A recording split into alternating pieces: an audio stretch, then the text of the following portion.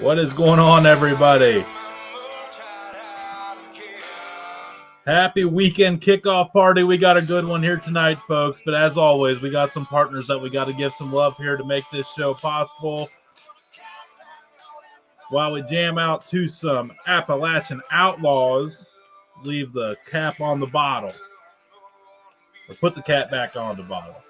Bricks and Family Farms, Heritage Pork, raise your own herd of cattle. Good stuff. Really good stuff. You know we love it. Cleveland Whiskey. Get that Wheat Penny or that Bourbon Underground series. The oak. You got the maple. You got the applewood. You got all kinds of good stuff coming out of there. Then we got Meat Again Inc. out of Massachusetts. Get your deli meat.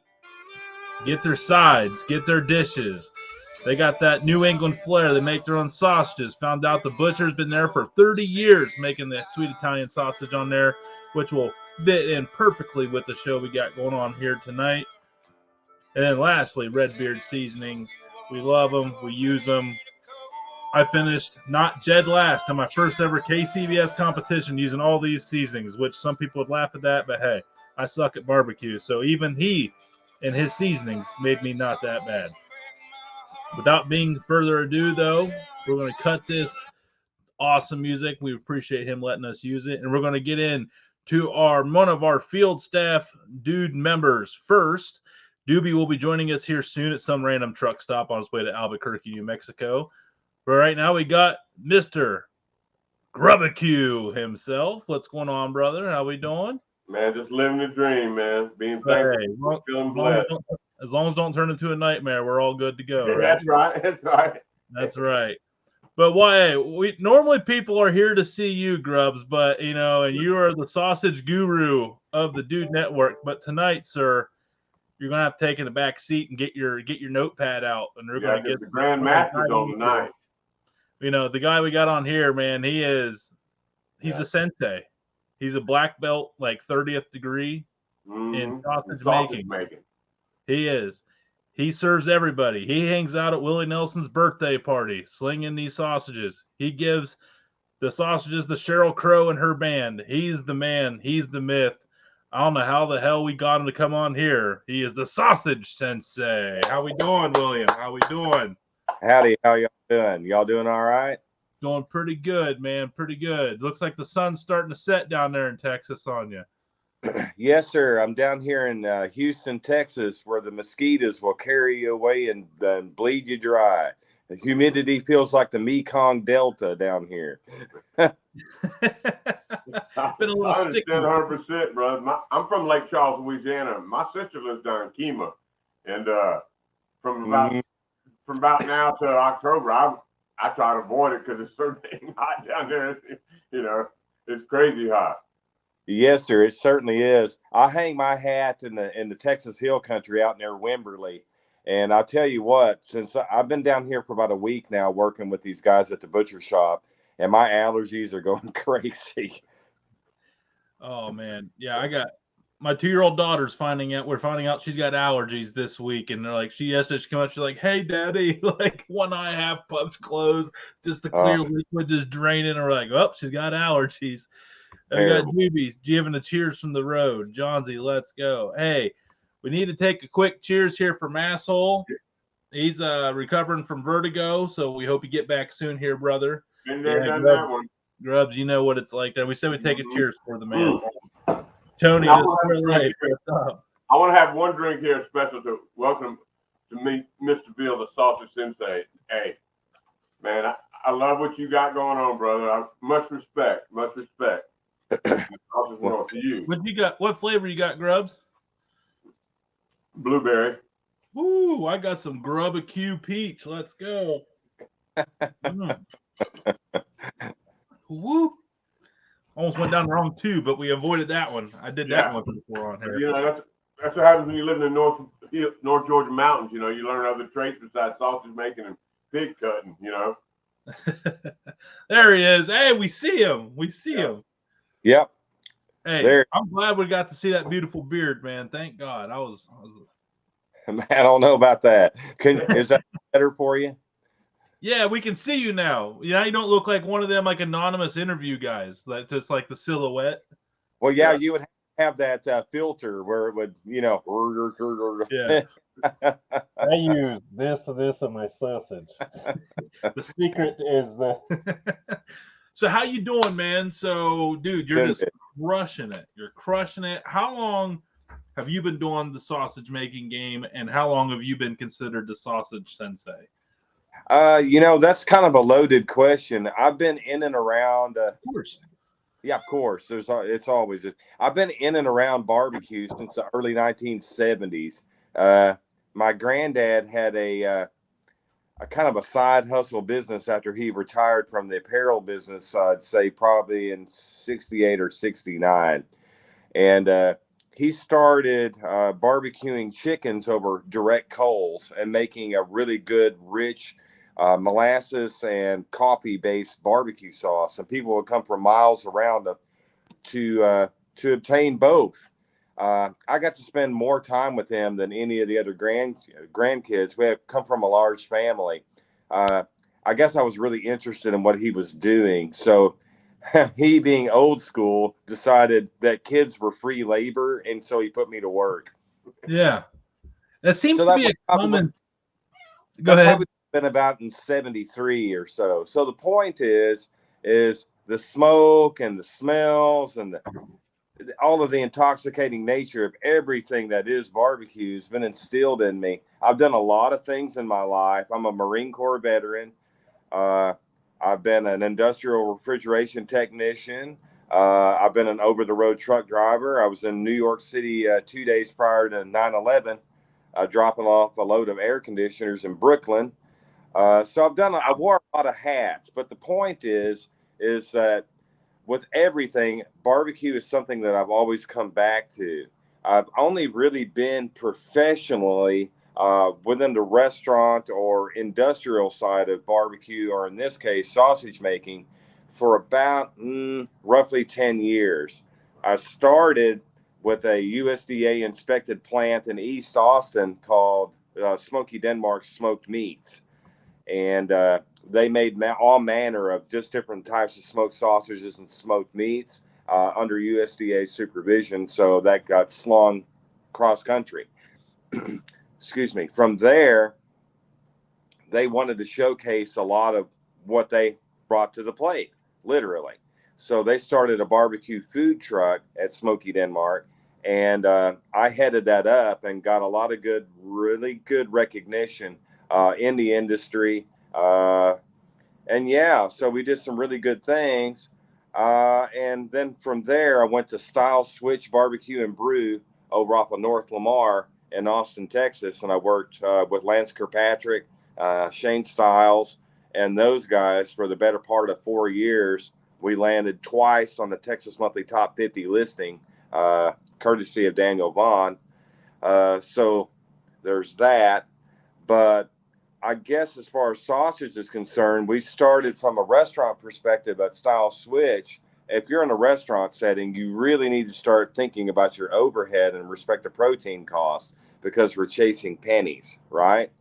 So, and then also sausage making pays homage to what I refer to as the original barbecue meat, at least in Central Texas, because you have to remember that Central Texas was settled in part through the folks that came here from Bavaria. Central Texas couldn't really be settled actively for a number of reasons. So there was an agreement made originally through the Spanish Crown, and then through Mexico when they gained their independence from Spain, and then through the Republic of Texas and so on.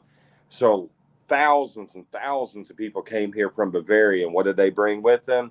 They brought with them their butchery skills and wurst making skills. So I'll argue I'm blue in the face that at least here that as far as barbecue is concerned, sausage is the original meat. But I digress. No, it's actually, believe it or not, there's a lot of truth in that, because I'm like an old school baseball nut, and there's a guy out of Central Texas, the player Roger Hornsby, and he came from a Bavarian family, and in his like biography, they were actually talking about the German heritage in Central Texas, and they didn't even have like baseball teams down there because there was just so few people down there at the time. So no, that's awesome. I that's what I'm talking about. Hey, we got a scholar and a sensei. We got the sausage scholar sensei. I love it. The thing about it is barbecue. Think about it at its base level, right? Barbecue is definitively about community, right? Yeah. So at every funeral, at every wedding, at every celebration, there's a barbecue, right? So it's definitively about community. And that's just the way it is. And I could go on and on and on about sausage, but I feel the same way about barbecue, straight up. There's no doubt in my mind that that's one of the finest ways in life to meet a new friend and new people is a plate of good barbecue. There's no doubt about it whatsoever. You know, I believe that. I've been doing it a long time myself. I mean, the sausage is not so much, but I've been barbecuing a long time, man. And I love it. You know, when you talk about the aromas, the smell, to me, that's like the perfume of the smoke gods, man. When that thing's rolling, the meat's on there, and I can go stand in the I got glasses, and it fogs them all out. Who the hell cares? You know what I'm saying? And when you go in the late night, take off your shirt before you take a shower, smells like barbecue. You know, so I mean, man, it's a great way to help the community. It's a great way to share in the community. It's a great way to meet people in the community. Yes. And in the South, I know Texas is, a little different than where I live now in North Georgia. We're still in the South, and where brisket ain't king, but barbecue is still pretty high up on the damn trade. Well, also in a random state, like, I'm the Ohio guy.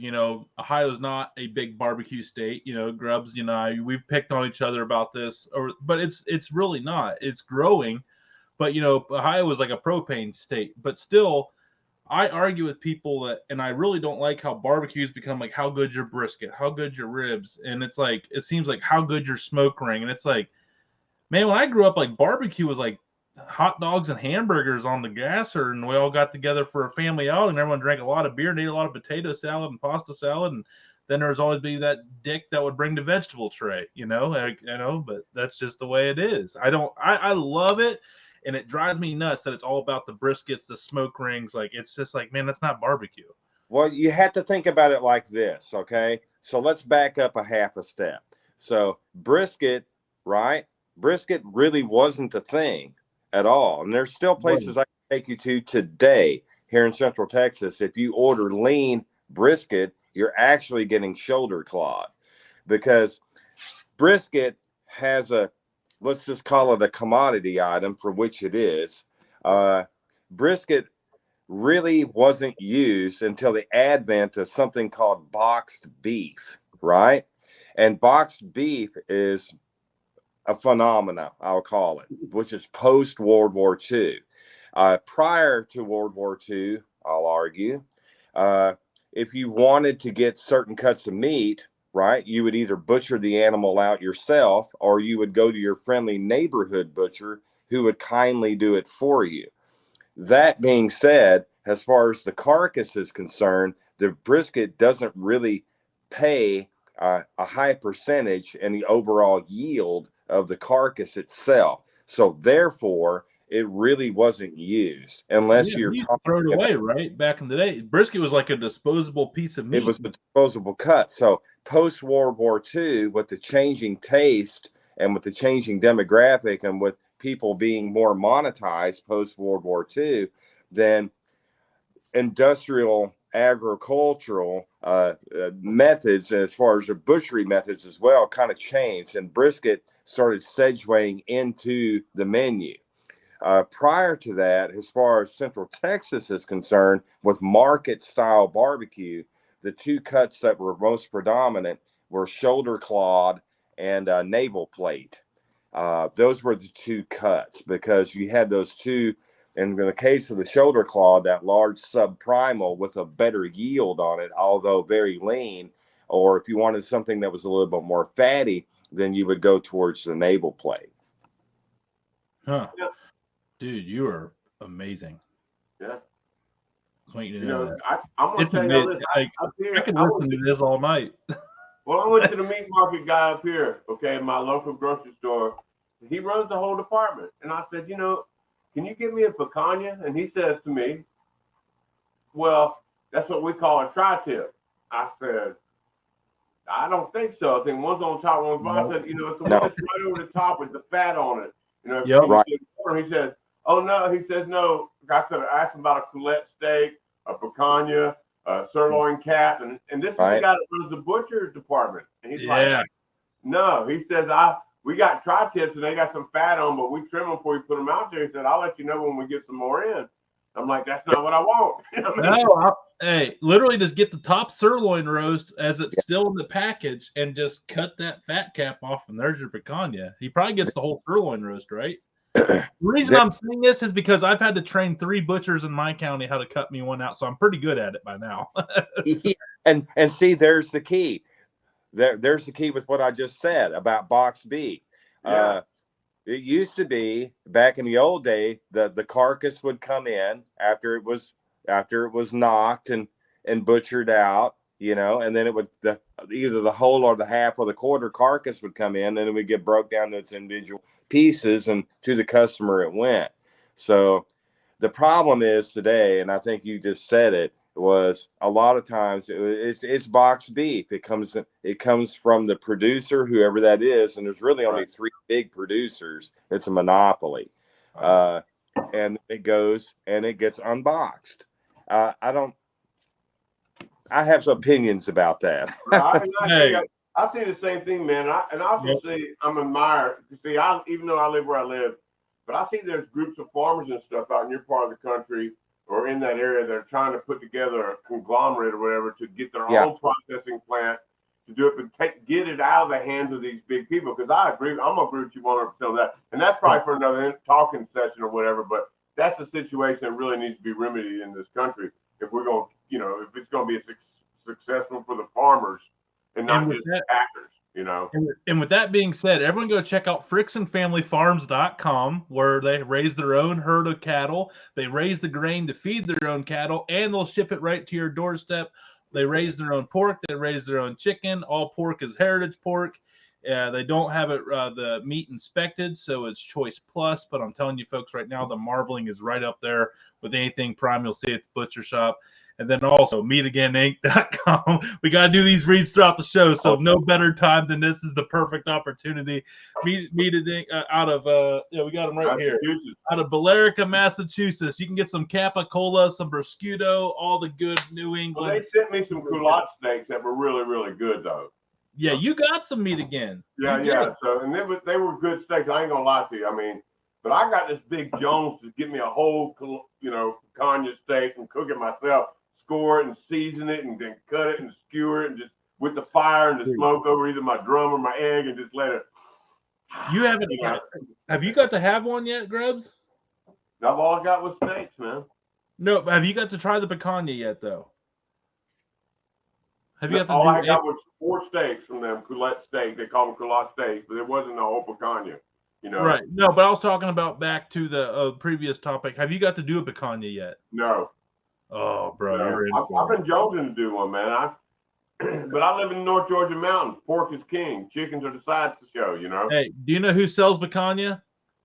fricksonfamilyfarms.com. Oh, snap. Well, you know who else sells that cut of meat? You. RC Ranch, Texas. The guys in Houston. And that is a self-sustaining 400 head purebred Wagyu cattle ranch in Angleton, Texas, Brazoria County. They do mail order? Yes, absolutely. So that's it's RC Ranch, Texas Craft Butchers, and that's actually why I'm here in Houston, because I've hooked up with these guys down here. Ryan Cade and Blake Robertson are 2 of the principals of the ranch and of the butcher shop. So they utilize everything from these cattle, nose to tail. Yesterday, or actually 2 days ago, we made a really good consommé out of Wagyu tails. Wow. It was amazing. So anyway, I just putting it out there. Hey, I make my own tallow to this day. I mean, I do it about a pot full. I'll take a half a day of my time, render it down, let it cool off, run it through a 190 micron filter till I got like a jar of nothing but gold, baby. I mean, to me, I love it. I love you tallow. don't even do butter no more, though, do you, Grubbs? Yeah. Tallow is your butter now, right? Yeah. Well, for a lot of things, it is. You know what I'm saying? Yeah, It's, Well, it's one- good stuff, and you can smell it in the pan when it's heating up. My God, Well, one of the girls. Here's the tallow. Well, one of the girls today at the butcher shop, she made Wagyu tallow brownies. Oh my God. Yeah. That Right. sounds illegal. That sounds. Yeah. that could It be ought to illegal. be. I And bet then you can put that in tomorrow- the sausage, though, can't you? And then, well, wait a minute. So Uh-oh. tomorrow she's making Wagyu tallow chocolate chip cookies. Wow. Now tomorrow I'm taking the Wagyu tallow chocolate chip cookies, and we're making that into a sausage. Oh my God. Oh, snap. That's intense. Racist. Because across the way over here in the Houston Farmers Market, there is a huge Latino market across the way from the butcher shop with all kinds of wonderful produce and everything. So I went over there, and there's a lady over there in the market. All she does is specialize in about 7 different types of moles, right? Ooh. So it's really cool. So some of that mole is going to be utilized as well. But nonetheless, tomorrow is a Wagyu chocolate chip cookie sausage. Wow. That's dude. That's amazing. I hope you're documenting that. Like, it's Yeah. something. I know. Like- But I'm trying to think. I'm Well, the writing point- this stuff down. Well, the point I'm trying to make is, and I think you just you touched on it just a couple minutes ago. Both of you guys did, which I absolutely thank you for, because I think it's something that needs to be discussed. For a long time, different types of fats have gotten a really bad rap, and I think it was a marketing ploy, probably started in the 1950s when they were trying to push hydrogenated oil. They went to oleomargarine instead of butter, and they started trying to feed it to everybody, changing the fact instead of using natural animal or fats that people live forever on this country. They started mixing this shit up in the lab. Let's put it on them, Exactly. So any of these fats are more than appropriate for any type of baking or cooking, and you get a better mouthfeel, that silky umption. It's great and better flavor. 100%. And there's a time back in the day that was those fat that McDonald's fried their French fries in until the government says, "Hey, no, you can't do that. That's them too much trans fat for them little fat kids watching TV all the time." And they made them quit doing it and put canola oil in that damn thing or some other hydrogenated vegetable thing. Yep, Yeah. you're absolutely correct. Yeah, like no one's disagreeing, man. That's awesome. Hey, speaking of epic, hey, you sent us some photos here. Let's take a look at one of these here, dude. What is this? Okay. What?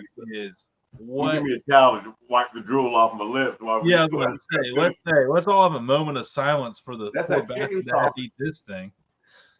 Well, What is that the Jamaican jerk chicken sauce About that too. and it looks like it's with the habanero and pineapple mostarda. Oh, snap. If I can't pronounce it, I can't make it. That's what I know. Yeah. So what we have here is we have dark meat chicken thighs, right? And I'm the kind of guy that likes for textural differences inside my sausages because I think it looks more appealing. But not only that, but it also makes for a really good mouthfeel and something unique for the customer.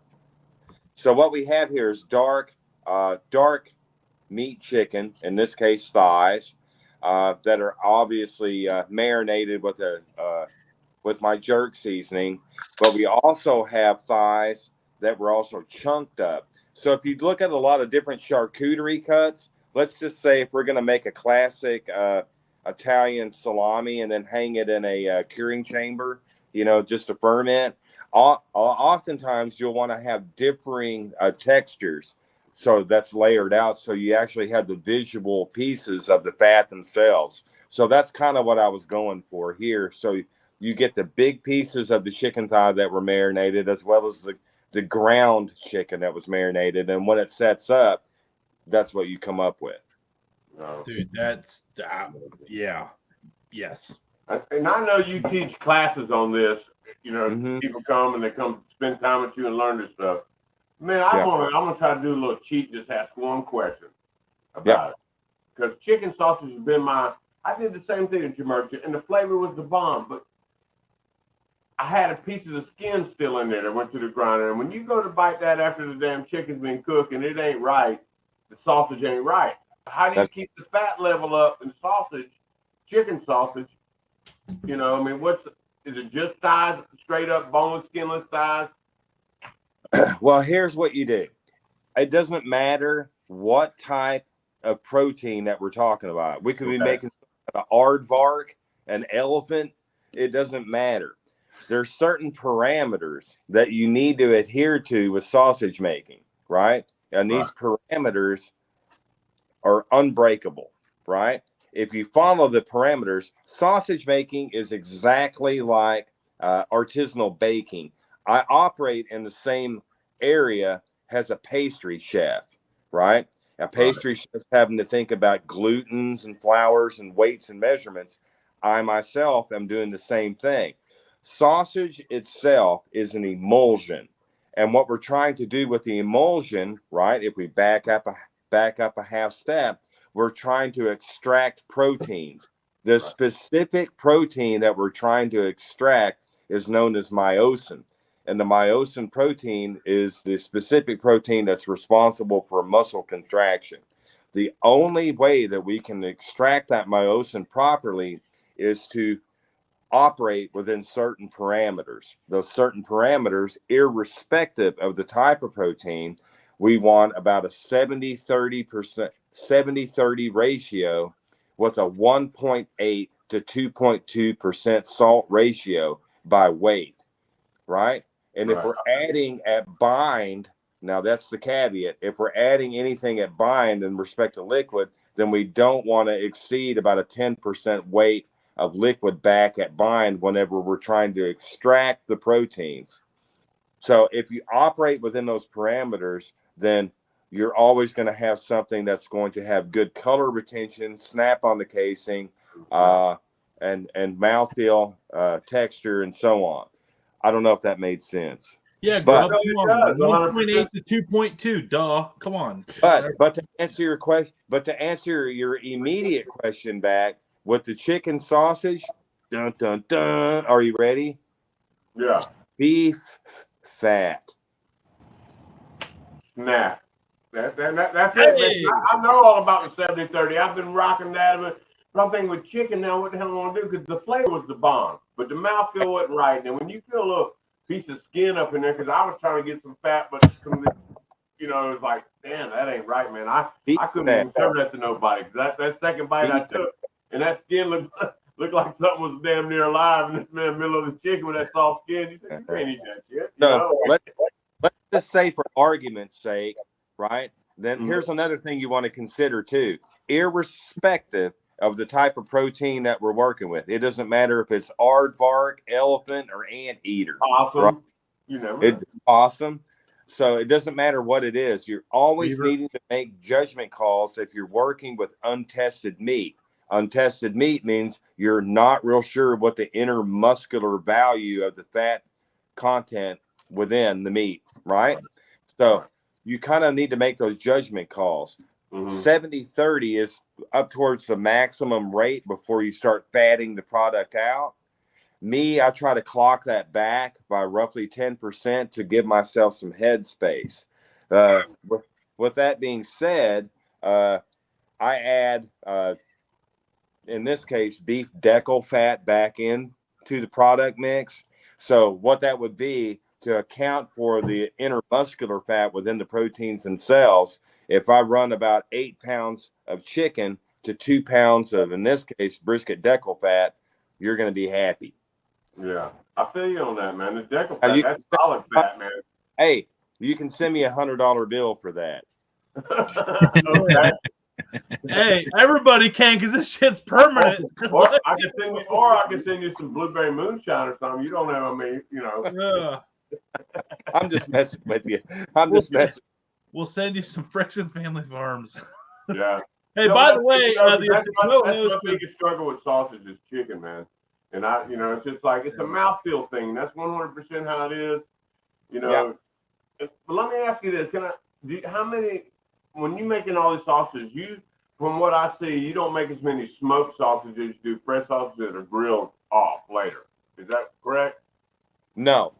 From a restaurant perspective, I'm operating with cured sausages, meaning that I'm adding a nitrate back to it, and then I'm product.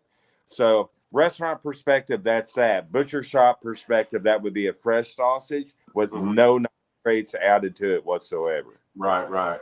It's a storage thing and all, and it's a whole different flavor to fill the mouth. Because some of the things I see you put in sausage, I'm thinking you couldn't like smoke that and cure that and then serve it later. I mean, that's like has to be in the case and grilled off and be boom right there. Oh, there's some ancient Chinese secrets there. Oh snap! That's going to cost you $200. I better stop that. Hey, by the way, we got to welcome Doobie in. Made it in from some random truck stop. He's wearing his glasses because the sun is literally setting on a badass over there in Albuquerque area-ish, New Mexico. Doobie, glad to see you, bud. Hey, Doobie. Hey, you guys. Here's the Doobie. He can't drink because he's driving, so we'll drink for him, you poor bastard. Oh, man. That's right. I'll get to the brewery soon enough. Yeah, he set up at a pop-up, William, at a brewery. He's got the keys, so let's not feel too bad for the guy. All right. No, he's been telling me what he's been up to. We kind of messaged back and forth, so pretty groovy things going on over there. Yeah, I try. I'm just trying to get things rolling. But what's on the menu tomorrow, Doobie? What are we cooking tomorrow? I got a few briskets I'm doing. I got some pork shoulders, and then I got couple packs of some Louisiana hot. You got the whole pork shoulder? Yeah. Oh, no, just the bone-in shoulder. When you put that button that picnic together, buddy, that's where them sandwiches are tops. The whole piece. Yeah. I haven't been able to find those in Las Cruces, man. I'd have to special order those. I'll have to ask to get them even up here, the whole shoulder. And he did. Hey, Sensei, he did say Louisiana hot links is on the menu tomorrow. I think it's nothing special, Are we? I wasn't roasting. I was saying no. He's doing some sausage tomorrow. Good. Hey, it fits right into the motto here tonight. Are we talking andouille, or are we talking about like a more traditional type of sausage like you might find around Lafayette or Brobridge? It's just that's the flavor I live for right there. When you just mentioned it's right there, like the Louisiana hot sauce flavor. I wouldn't say like a andouille. I don't think it's quite that level. No. It's just more like a basic kind of little bit of spice, but it's almost just like a sausage, Dude, it's just like a beef sausage. My local Amish butcher shop that I get a lot of that does my hog processing every year. They do have good sausages, but they have an andouille sausage, and for some reason, it is like 10 times better than anything else they do. It just snaps and cracks. It literally explodes when you pop that thing open. Is that a normal thing with andouille sausage with the fat content in the recipe where it's supposed to do that, or are they just better at that than their other sausages? I'm curious. I don't know. That's a really good question. I'd be curious to try that. And anytime I go into Cajun country, it's always a mixed bag. I will say probably the best andouille, and this is going to be real subjective. We're probably going to start a real big battle. Probably. There's the haters everywhere. Bring it on. It's kind of like beans and chili, right? So andouille and boudin are pretty subjective down in these parts, especially the further southeast you get. But I'm going to say the best stop in Scott, Louisiana, or Don's in Scott, Louisiana, which is on the other side of I-10 over there. Those are the two big boys in the area. And there's another place. It's in Brobridge or Lafayette? It's called the Acadiana Superette. And I've been watching them, and they've been doing some really good looking andouilles and boudins and different smoked sausages. They're in Lafayette. The Acadiana Superette in Lafayette. Wow.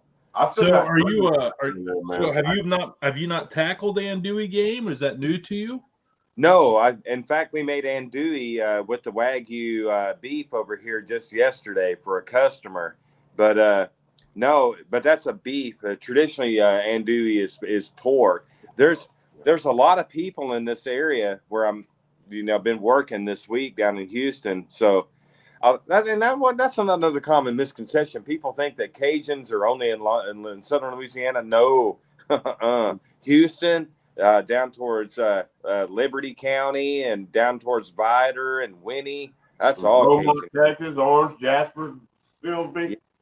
That's all up in there. But to answer your question, we've made all manner of andouille, and that's really kind of something unique because when you go from butcher shop to butcher shop and from town to town to town, the andouilles and boudins are distinctly different. Yeah. They're completely different. I agree, man. I grew up in Lake Charles, Louisiana, so and I still got family down there in that part of Texas. But I'm going to tell you, the best boudin you can get outside of there, like at the Walmart some here, is from a little country called Zumo boudin. Oh, I know that one. And they ship that to like Walmart or some shit, So you can pick it up and buy it. And for me in North Georgia, unless I make it myself, that's dang good boudin. I don't even have a Buc-ee's or nothing nearby. So, if you're going to do it, you got to make it here.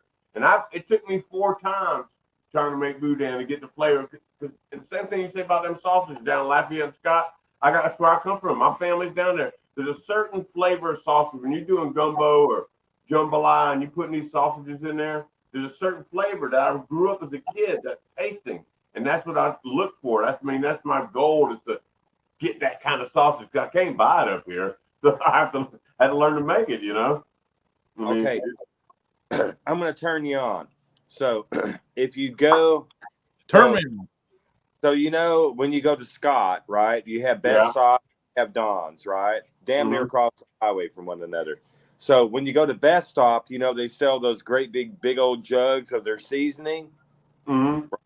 And they do. Go online and go to Cargill Cajun Seasoning.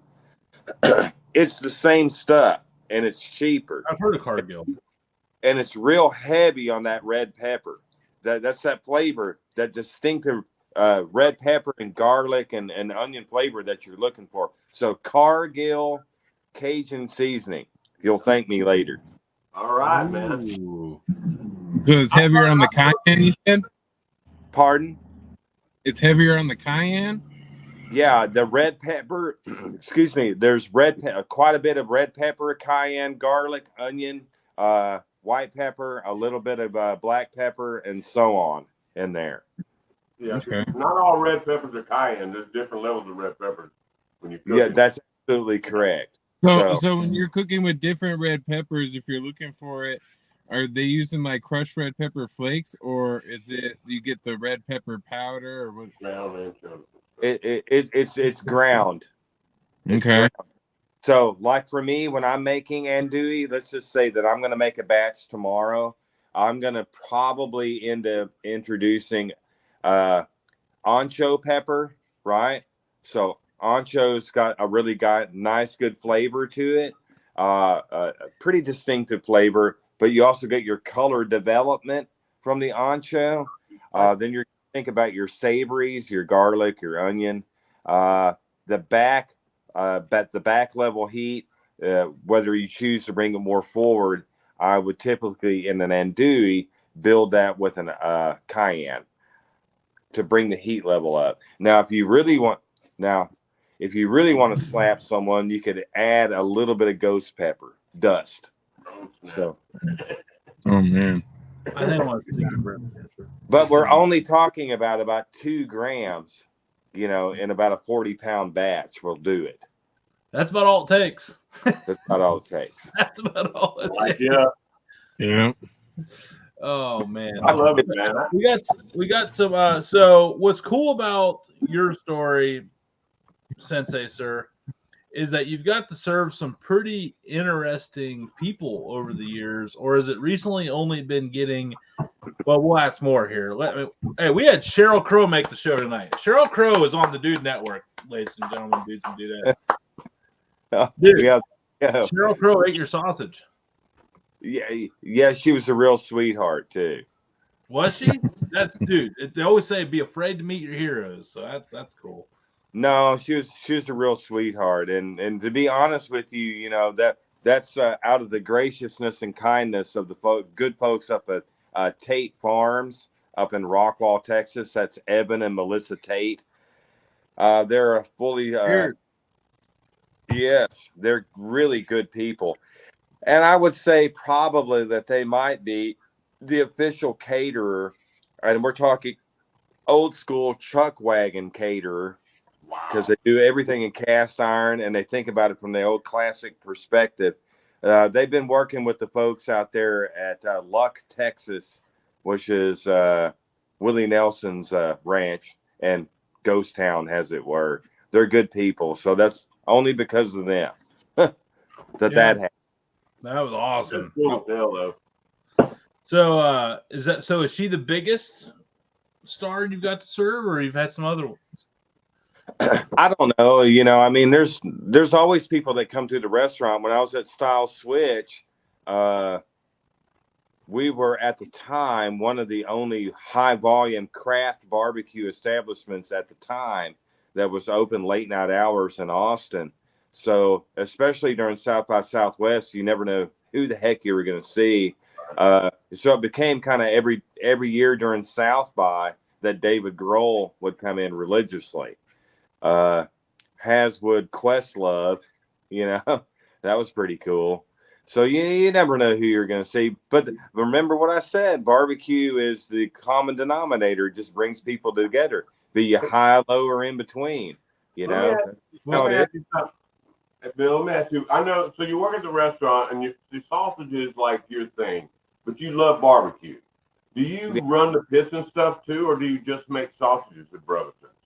No, I am the sausage guy. So John Brotherton, the proprietor, owner, operator of Brotherton's Black Iron Barbecue in Pflugerville, Texas. Oh, there we go. I know it's Austin there. Which is also a Texas Monthly Top 50 ranked barbecue joint. I know. Name drop. So nonetheless, with all that being said, John I've known for many years. He has a gold and platinum standard with everybody in the industry.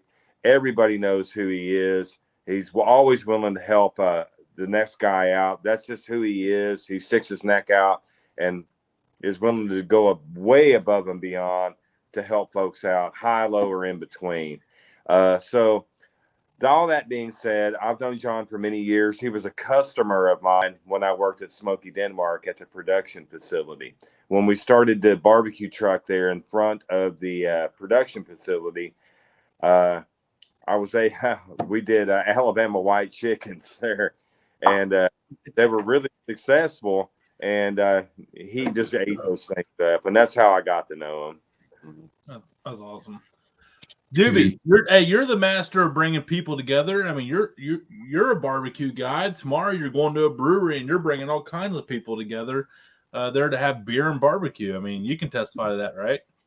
I'd say barbecue is definitely one of those things that, like, I don't think I've ever seen anybody go to a barbecue and be in a bad mood, or like, you know, you go to a barbecue and it's like everything that happened before the barbecue, who cares? You're at the barbecue, you're there to get some good food.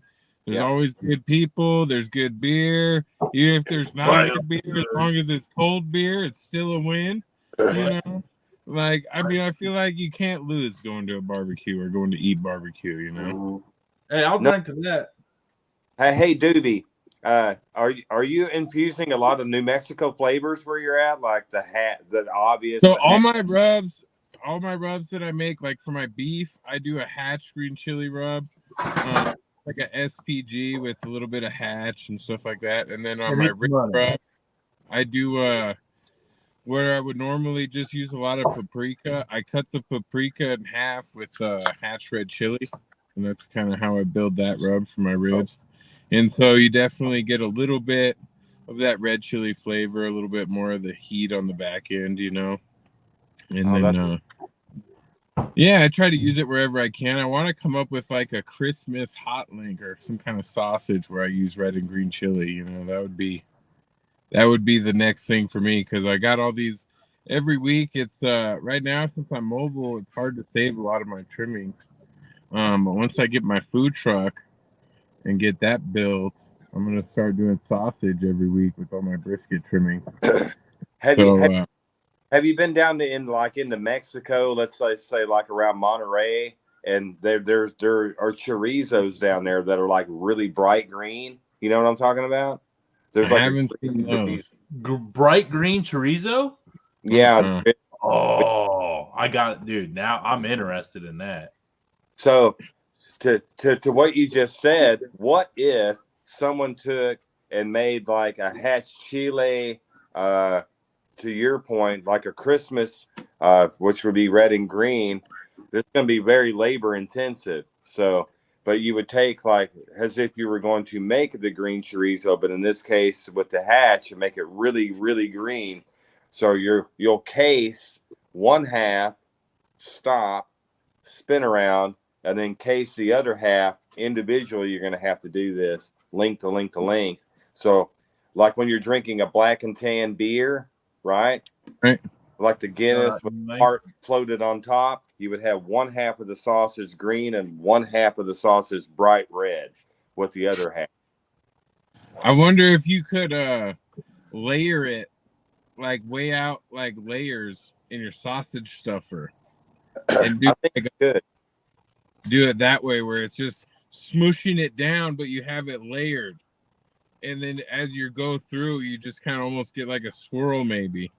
Yeah, I think you could. Here's what you could do. You could take the two differing mixes, and you have one which will be your primary mix, right? But then you would take the secondary mix and you would flash freeze it and then stud it down into the mix upon casing. That would be cool. You know what I'm saying? Like take like a tube of it and shove it down in there. Well, no. So you'd have two separate mixes. So you're going to do your green and your red separately, segregate them, right? One is going to be your primary, which will be just a normal, refrigerated temperature. Whereas the other one that you're going to stud into the mix would be frozen or flash frozen rather. And then has your layering into the can, you layer it like a trifle, like if you're going to make a trifle. And you're going to stud the other one into the can, into the mix. Around the edge of it. Or just all over in there. So it's somewhat random. So that way when it goes through the stuffer and through the tube, because the other one's been flash frozen, it's studded throughout the mix. It goes around it, yeah. Makes sense? Okay. You guys like making peppermint candy or something, This is crazy. Crazy. I will never be a sausage maker after this show. That is guaranteed. That is. It's a lot of work. Yeah, no shit. I'll just rather pay the few bucks to have y'all send me some stuff. I love making sausage though. That's all. You gotta love to do it because even if I get arthritis and shit, I actually love making sausages. I mean, that's like I crank up the rock and roll on the damn TV, crack open some beer, and let's grind and stuffing, baby. I mean, I love it. I'm sure once you make that first batch of sausage and it turns out good, it's like your first good brisket. You're in. You're all in. You're like all the way in. Negative. You had to really love making sausage to get into it. Here's the thing. I love it. But here's something I discovered in life. And this is going to apply to many different things in life. So we'll just call it life. I never remember my successes. Never. What I do remember are my failures and things that didn't work out. Yeah. Because the failures and things that didn't work out actually have a lesson to teach me, right? So therefore, if I take that lesson that it needed to teach me, whatever event that may be, and then try to perfect it and move on, that is what I remember. Okay. Yeah, yeah. I feel you on that one 100%, Like, I'll never forget the time I missed a turn-in at the KCBS. I'll never forget that. Oh, wait a minute. This is Memphis in May. There's a lot of folks. They got evacuated today because of storms. They had to pack Did you hear about this? I heard about that. Someone called me earlier today that was out there, and they were like, they evacuated because the storm. Like, what? Yeah, they missed some turn-ins and stuff. I don't know what timing it was because it's a 4-day event or something, but it was a big disruption for what's going on up there, you know? Yeah, huge, big time. We have a friend of show that I asked that normally there, and he said he wasn't there to verify, so he don't know anything. So, we lost Doobie. There, now it's a Friday night. We lost Doobie. He'll be back in a second. He always is. Hey, he's back. He's all the way back. Oh, there he is. There he is. Still wearing the shades. So, hey, what part of Georgia are you in? I live in actually Blairsville, Georgia, man. I'm in the extreme. I'm like 1 mile from North Carolina and 15 miles from Tennessee. Okay, so you're over there. I'm in the hills, man. I was gonna say there's a guy that we know in Martin, Tennessee, that's been doing some really good things, and he just opened up a really now hugely popular a barbecue restaurant in Martin, Tennessee. It's called Blake's Barbecue, and it's in the old Southern Milling building there, which is over 150 years old, and that's part of his family. Martin, I think, is like mid-state in between Memphis and Nashville. So anyway, I'm always down for a road trip, though, man. For me, I mean, it don't matter, you know, as long as it ain't like 3 or 4 days to get there, I'm okay, you know. Yeah. So anyway, I was just wondering. Yeah. Hey, man, Georgia barbecue's a big thing too. It really is. In these places where I live, it's a little bit different because it's kind of it's kind of, you know, I mean, we're so close to North Carolina, man. We're so close to Alabama, you know, South Carolina, Kentucky, Tennessee. It makes barbecue, it's kind of different up here in Georgia. You know, I mean, it's more so than Louisiana, where I grew up in Lake Charles, Louisiana. It's a whole different thing. And but it's still good barbecue. I mean, you know, it's just different, you know. And I go to East. I love going to Texas. My sister still lives in Texas, and Texas barbecue is different than what we do up here, you know. But the pork butts rule up here. But I love making sausages, though. I'll tell you another thing I got into: making buckboard bacon out of pork butts, and it's amazing, man. The flavors are killer, you know. I tell you what, we made or the guys over here at the butcher shop, they made Wagyu beef belly bacon. Oh my God! So that's call my cardiologist. Send me a pack. Yeah. So I swear to God, it was Wagyu beef navel that they cured and then smoked. It was the most amazing thing I've ever tried. Oh my God! Man. So they cured it like bacon and smoked it. Everything looks like bacon, but it's a Wagyu belly. That's absolutely correct. So you had to know somebody. I feel like that's why you're the sensei, because you got to know somebody to get up in that kind of little meal thing. That's a special thing right there, boy. It was amazing. And then another thing they had over here at the butcher shop was a dry aged Wagyu burgers. Jeez. So they were dry aged. I think they said and then somebody actually took this dry aged beef and ground it down. Yes. Made a burger out of it. And I like how he just he opens up like he's like, oh, you got dry aged, I got Wagyu. Like he hits you right off the rip with what the main ingredient is. But see, you gotta set the game up with the cheese and shit down in the bun. Wagyu. You can't throw that patty on just a normal bun. Shit. I killed the cow myself, wrangled it down, didn't even shoot it, just made sure nice, easy death, so the muscles were nice and relaxed, and that's what I use for my sausage. Yeah. Oh, the point is my God, there's so many good cuts of meat. That's the point. And oh my, different things that you can do with just the whole carcass, you know, it's just amazing. What's really amazing to me is the level of what's available out there today. I'm just amazed. You know, 10 to 15 years ago, we didn't have all these options. And it's really interesting for me to see, at least as far as, well, I was going to say barbecue, but I'll just go and broaden the spectrum and just say with butchery, what's happened is there's a huge foodie movement that's happened over the last 10 to 15 years. It's like, I'm 54 years old and I don't remember this back in the 80s. I feel like people appreciate food more now. You know, they look at food as more of an experience now than More just of an something art they go form. eat. Yeah. Man, Yeah. it's like old chuck roast, man. Old chuck roast used to be like a little side thing. But man, you throw a chuck roast on a smoker and smoke it down right with a good season on it, you might as well have a little piece of brisket down there. I mean, seriously. Nice smoke, hey, I nice made, fat, you know? Yeah. I made burrito tacos out of a chuck roast last weekend, man. Those were freaking phenomenal, man. Freaking phenomenal.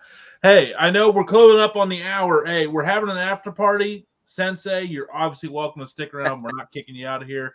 I just know I'm trying to be respectful of your time if you got a big weekend, but you're obviously welcome to kick it.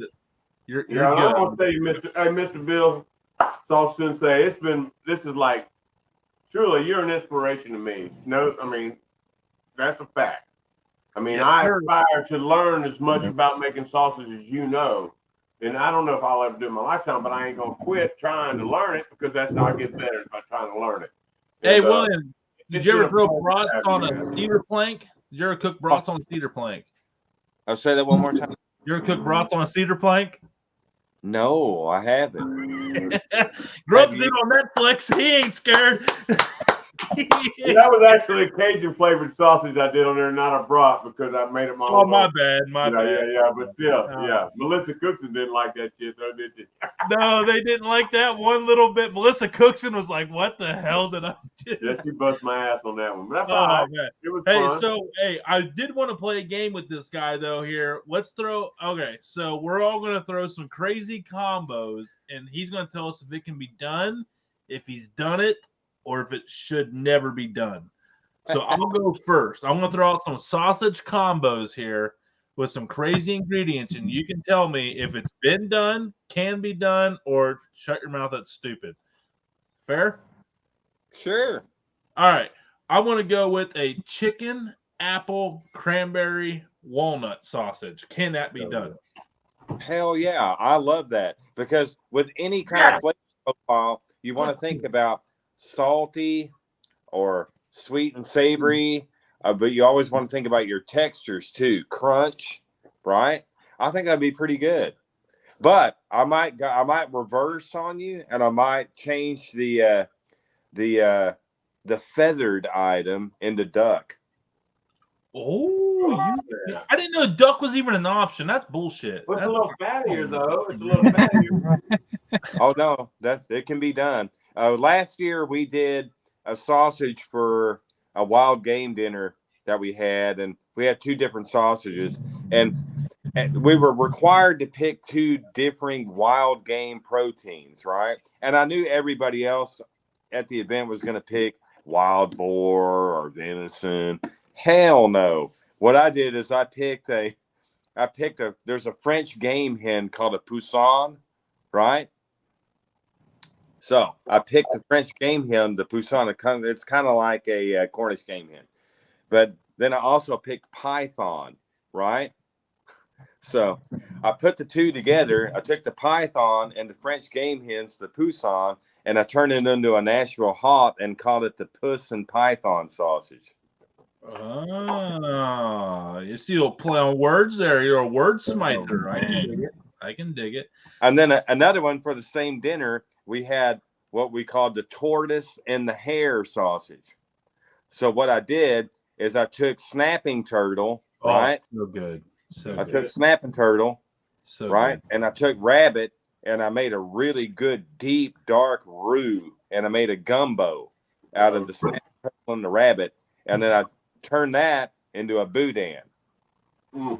Damn. All right, Doobie, crazy combo. What you got for him? Come on, I know you got some crazy combos here. Throw something at him. We going New Mexico at him here? What we doing? I'm saying blueberry pancakes and bacon. Oh, that's easy. That's Doobie came in light. No. That's easy. That's absolutely can be done, because I think what you need to do is you need to take and just create your base. The base is always the base. In this case, I would go probably a really good heritage pork base, like maybe a Duroc, right? and then I would employ a larding technique with pork back fat, maybe from Iberico, after you scalded it. So you actually have that show fat inside there, and then couple back into that with some macerated blueberries and warming spice, and then studded into it staled out pieces of pancake or blueberry. Oh man. Oh snap! And we have some good ones over in the comments too. We'll bring them in. But Grubbs, The only thing I can think of in my mind, because this man can do anything with a damn sausage. So, but there's one thing that sticks back to my mind. It's really lean. It takes on flavor, and I've had boudin from all over. But what about an alligator sausage? Oh, dude, I knew you were going to say that. It's creepy. I knew you were going to say it. Okay, so I'll turn you on, and then you guys, whoever's listening to this, can actually go and seek it out online. There's a place out there called the Alligator Sausage Company. Oh snap! Yep, and they're in Winnie. Winnie, Texas.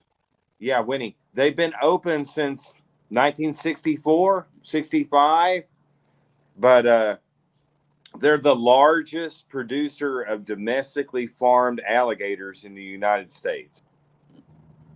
So it's Alligator Sausage Company in Winnie. All right. Wow, that's good to know. I got people up here trying to buy an alligator online to get shipped to them that they can try to smoke and grill, and I bet them people could do it. Yeah, definitively, and they also farm the alligators for if you want to put one on your pit, they can help you with that. I like That's it. cool as hell, man. I was there on Wednesday. Yeah, appreciate that. We drove, friend of the show. All right, so Mikey, pulled pork and smoked oysters. Ooh, that's a weird one. Wow, I Who would eat think that? an episode of Chopped or something. Yeah. Johnsy, we're about to bring Johnsy on. He's got a good one too. Let's see here. So he had another one, shrimp and Korean short ribs.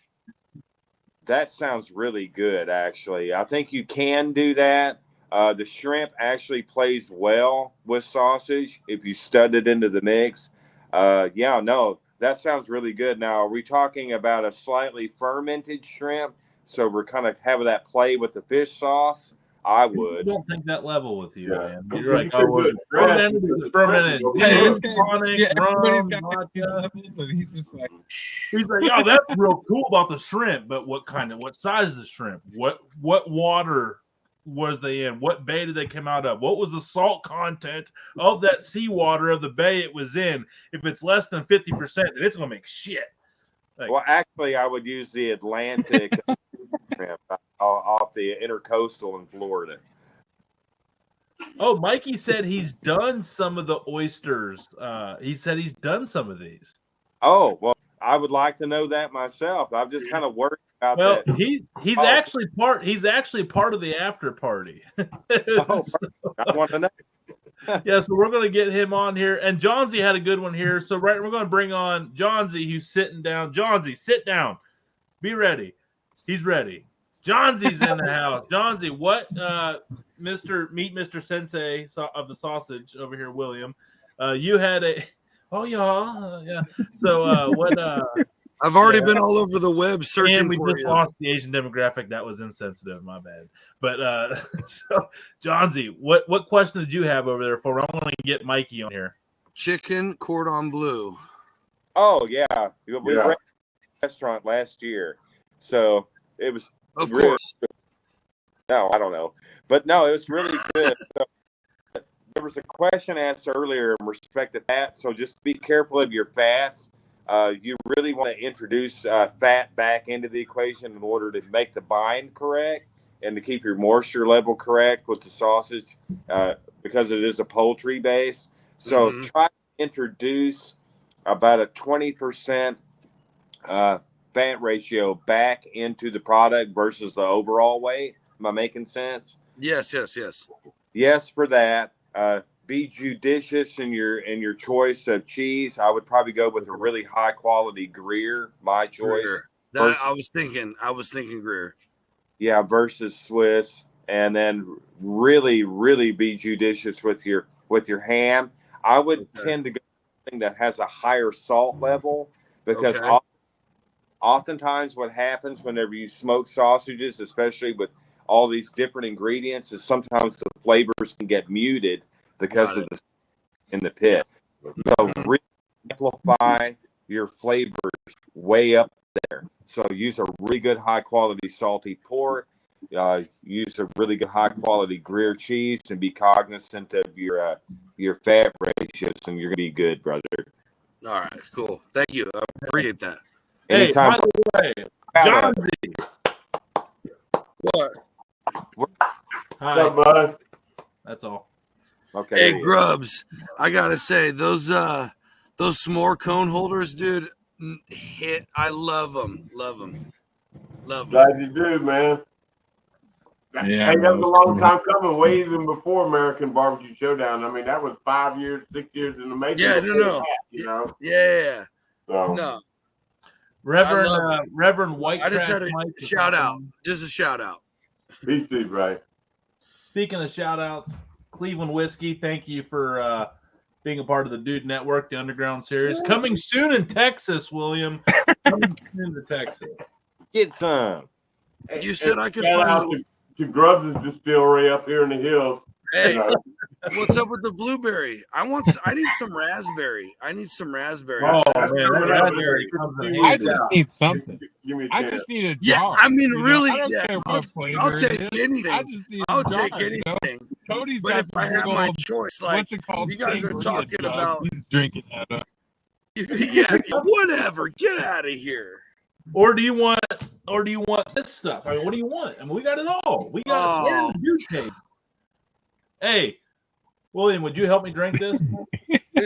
Oh man, that looks powerful. Yeah, that'd be a Hey, couple. I mean, not as powerful as one Grubbs of the stuff, 2 week but it's jobs. pretty good. Hey, I'm gonna It's flat not Carlo Tony. Rossi. It is not Tony. Carlo Rossi. Tony, when you got about this much, I'm gonna fly out to Ohio and we're gonna finish it together. I'm gonna let you finish it all in one shot. Hey, Oh no. Georgie's gonna need a new prescription after that. Yeah. No, he ain't gonna need a prescription. We're gonna fix all that shit right with that one. They're gonna swig, have man. to You be won't even like- need glasses no more. Like that thick. Hey, all right, so to the man with the smoked oysters and something random. Are you ready for this one, William? I know you got questions. Reverend White Trash. What's up, Rev? What's going on? What's good, y'all? What's up, man? Hey, what's up, crazy smoked oyster sausage making guy? I feel like an episode of the Brady Bunch. Yeah, Right? Hey, it's hitting more. Hey, this is the after party. Anything's possible. We're gonna put you right there. Yeah. So- yeah, it is. Who's Marsha in the middle? Right? Cody's Doobie, always Doobie. Doobie's always Masha. Hey, unfortunately, I'm probably Peter Brady who ended up shooting a guy in a crowd or some crazy shit. Oh, Jesus. I probably coming. All right, smoked oyster sausages. Go. So there's a couple of things you can do, right? So once you get your pulled pork, you got to drain a lot of the fat out of it so you can match the textural components. Okay. So you know how to smoke your own oysters? Yeah. Okay. So you got to be real careful about the moisture content. Yep. And then depending on what kind of binders you want to use, because you need to add a binder to it so you have a decent texture in it. And with the oysters, instead of running them through your grinders and the different grinding plates, if you rough chop them with meat cleavers, that way you still have full pieces of oysters blended in with the pulled pork before you link them. Yeah, that all sounds great. I was just worried about the volatility of the oysters themselves, the shellfish, but probably not any more so than shrimp, right? No, it's about the same. And because you're already pre-cooking them because they're smoked oysters, you don't really have to worry about it. Oh, Yeah, okay. there it is, right there. Word. That's it. Hey, leave it to the Rev for smoked oyster pulled pork sausage. Get out of here. What the shit just Get happened? out of here. That sounds pretty good. You know one I really want to work on, kind of out there that I really want to do is a New England clam chowder sausage. That would be money. Oh, I would sign up and wait a long time in line for one of those. Would you put potatoes in it? Who is this man? Who is this man? Yeah. All right, check this out. I could totally tell you how to do it right now. It would be the full composed dish, you know. I could totally tell you how to do it right now. I'm such a sausage freak that. Let's hear what you. Okay, so make your standard New England clam chowder, right? However, whatever recipe you want to use, and then strain it. Okay. So all your fluid is taken out, right? And then you fold it into the consistency you're looking for the sausage. Take the fluid that's left over and add something called agar powder. Yeah, I know that one. Yeah. Okay. It'll turn it into a gelatin if you do it right. Yeah. And then you use that and add it back to your mix so you get the consistency you're looking for. Yeah. Yeah, right. I've done that, like injectable sausages, like you're filling an eclair. Yeah. Same. Yeah. Is my face melting yet? Oh man. You probably don't need much of it because you've got potatoes in there already. That'll add as a thickening and binding agent. Yeah, starch is gonna stick anyway. Yeah, it does. So Grubbs, how do you feel about all this? I ain't never heard shit like this. I do know that I'm in the South, man. I live south of the sweet tea line in the country, okay? So, sweet tea line, I'm down here, and I don't know nothing about no damn clam chowder. I ain't gonna lie to you. I ain't gonna make the leaf blow smoke up in the vice skirt. Shit.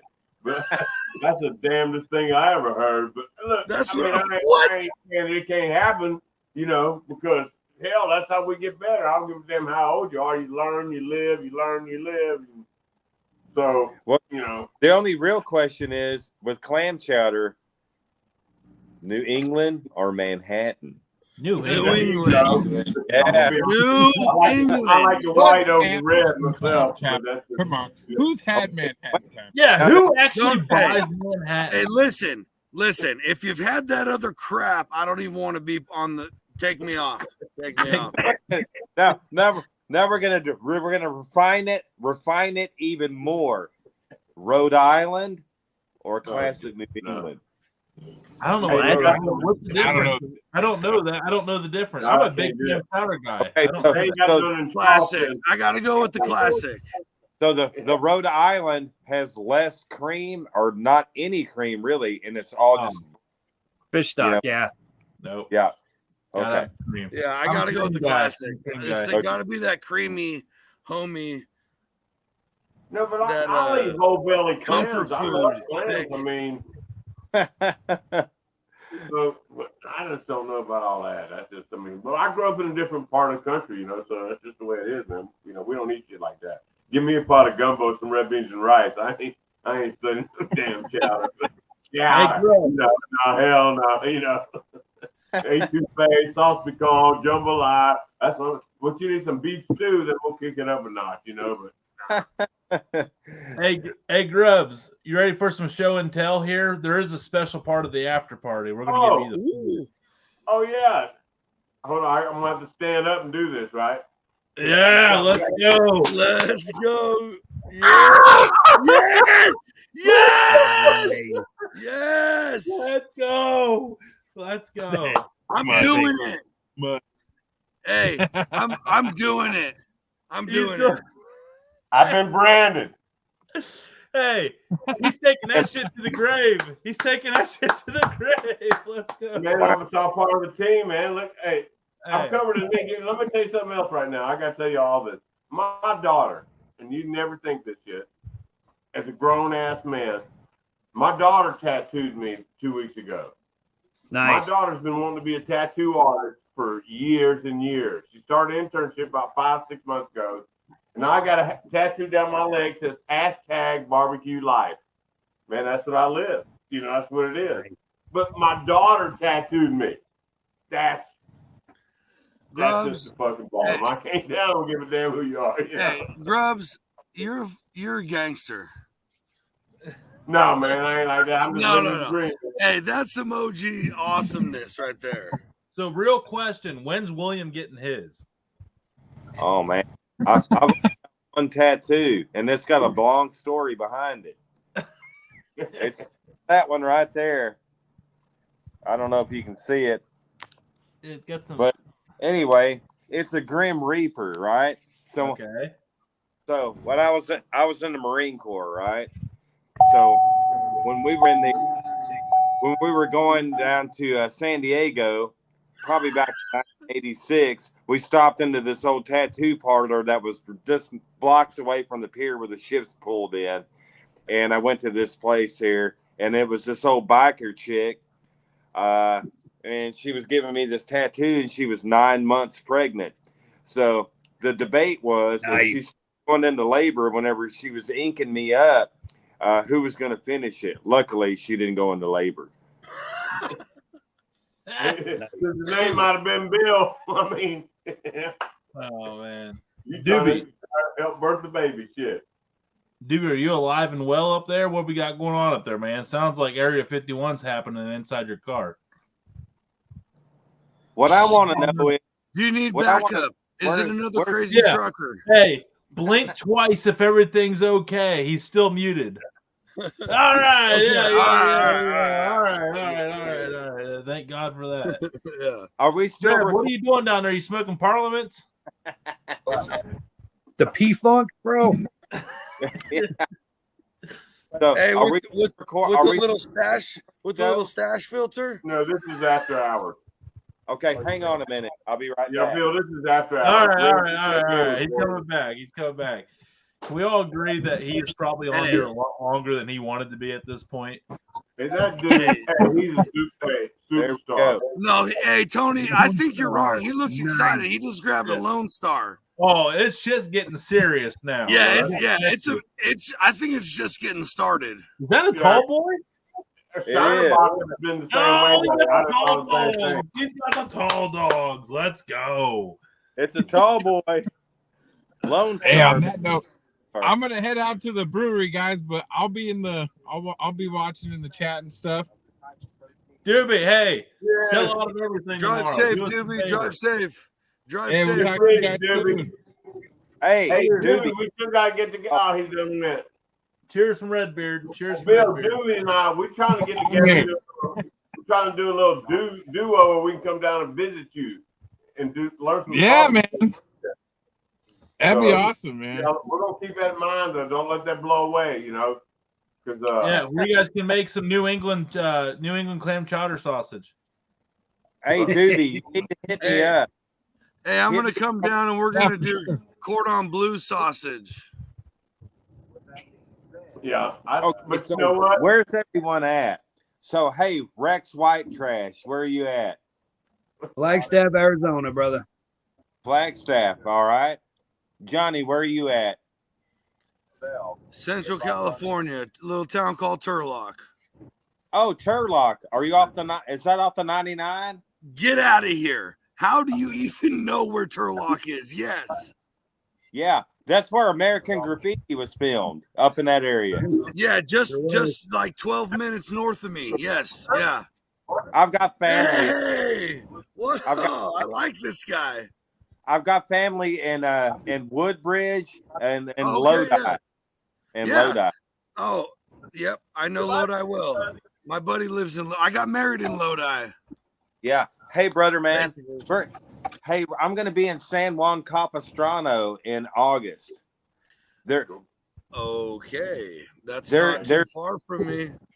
There's a really good barbecue establishment. It's fronted by Danny Castillo, and it's in San Juan Capistrano. Okay. They were nominated for a James Beard Award. Wow, that's a big deal. and Michelin. So Wow. they're in San Juan, right across from the Mission. Okay. Okay. So Okay. on August the 13th, there's going to be 40 different barbecue establishments at Heritage Barbecue in San Juan Capistrano. I'm Okay. putting it August. August 13th. Okay. Okay. Now I'm putting it in my Everybody calendar right on that now. one. Shit. there's going to be a lot of us there. I know Carrie Bexley and maybe Tootsie from Snows will be there. Oh, So- no way.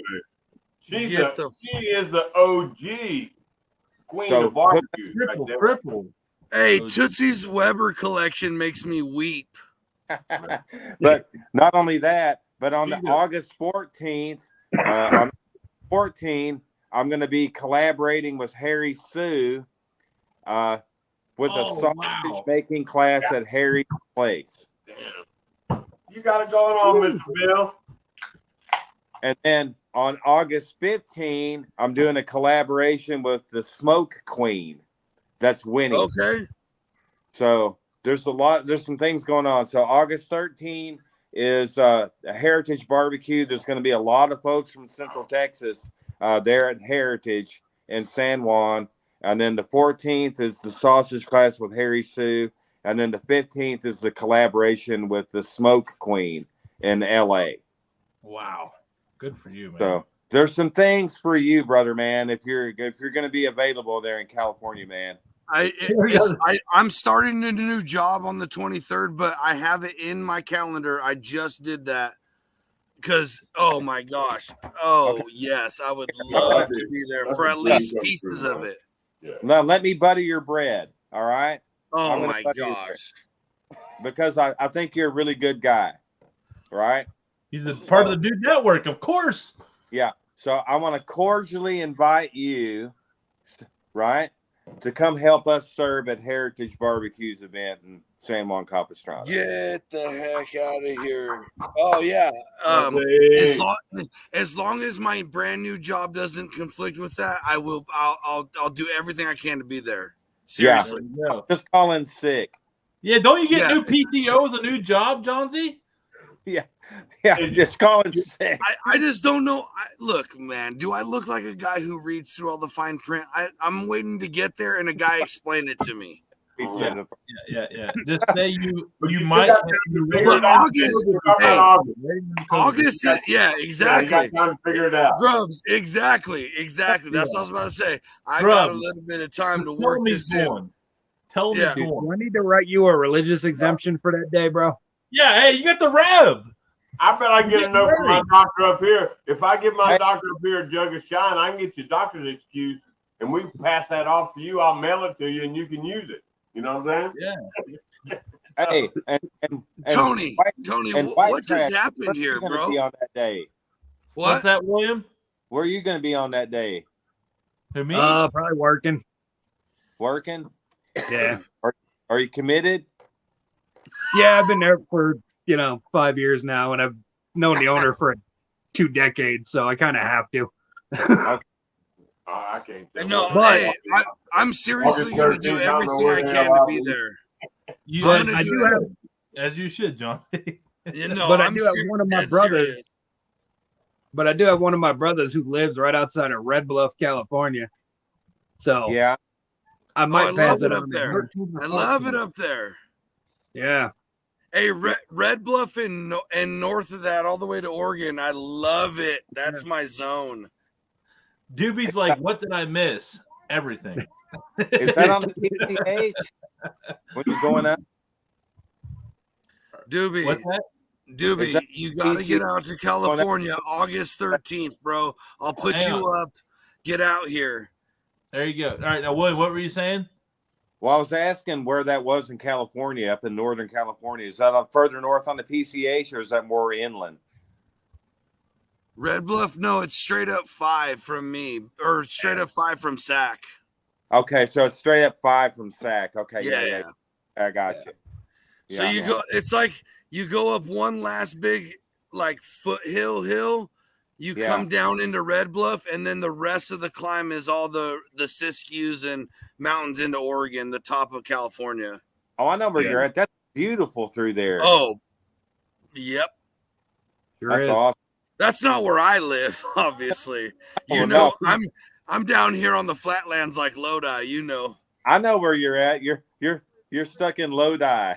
Yeah. If you only had a dog for every song you sung, he'd be on his way, wouldn't he? Yeah. And hey, Grubbs, man, you really do need to hit if you get into Tennessee, look up Blake Stoker.